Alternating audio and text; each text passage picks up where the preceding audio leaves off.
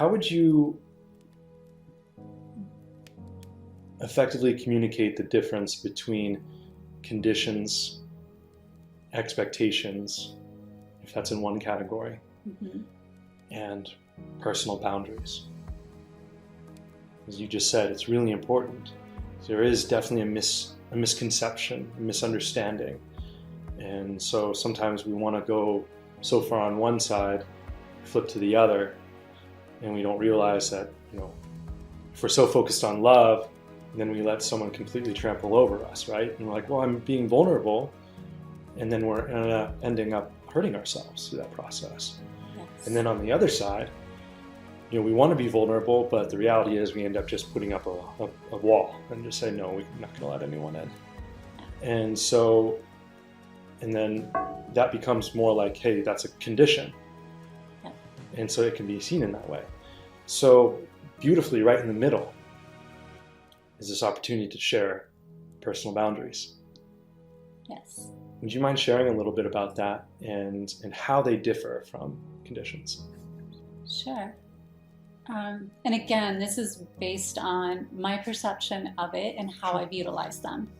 So there may be differing perspectives out there, and I honor that. But for me, the way that I've always used them is expectations and conditions are expectations more than conditions, but expectations are very fluid. Like they just pop up within different circumstances. So you have expectations of how something will result based in the circumstance you're in. And it's based very much on our life conditions, right? Anything that has happened in our past kind of precipitates how we expect things will happen in the future. Conditions are setting parameters for each one of those situations. So situationally, we may start setting conditions. Like if I'm going to date, then it has to be under these circumstances and in this way, and here are my conditions around the dating world, since we were talking about swiping in the apps, right? Yes.